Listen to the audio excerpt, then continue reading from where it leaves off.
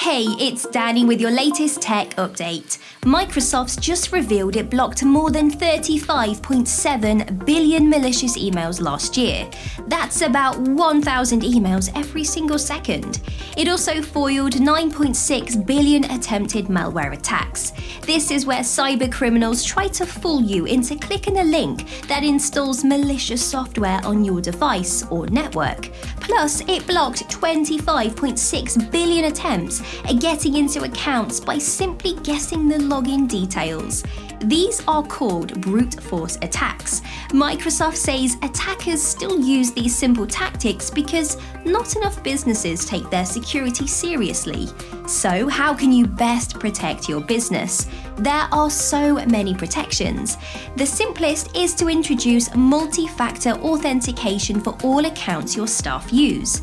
This is where you generate or receive a code on another device. It's very effective at making sure only the right people access the right accounts.